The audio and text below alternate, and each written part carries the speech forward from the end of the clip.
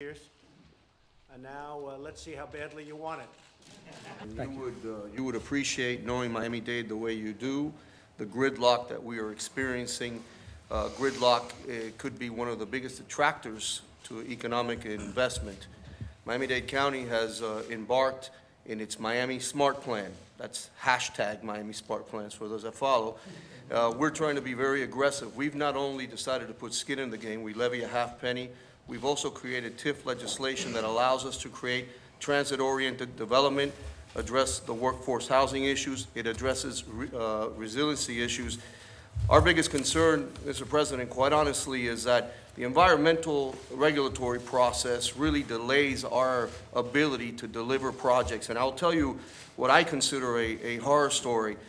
Many of the corridors that we are examining now that we'd like to develop transit, expand our transit system, have been studied since 1970. That's right. Mr. President, I was in elementary school at the time that this was being talked about in my county.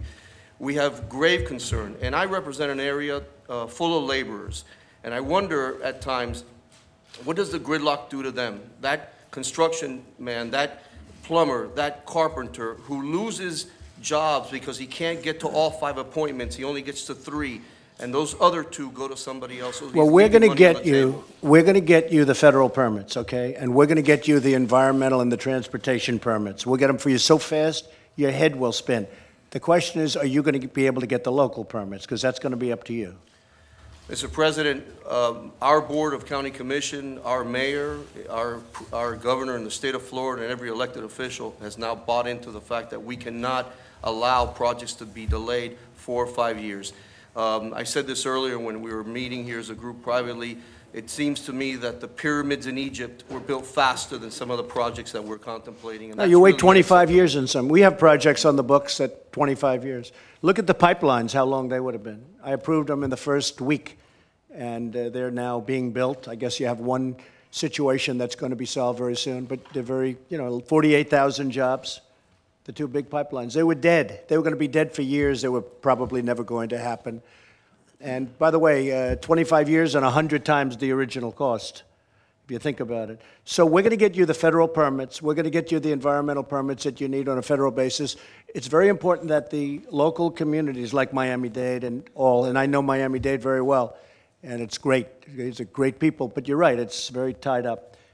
You'll be able to produce them locally. And if you can't, then the money goes to somebody else. Because if you can't get your permit, you have a certain area. I know Phil Bryant is going to get all of his permits. I have no doubt about that, right? You will have no problem. I know that. But if you can't get your permits and you can't get them quickly, the money's going to go to somebody else because we're not going to sit around for 8 years because you're having a local dispute.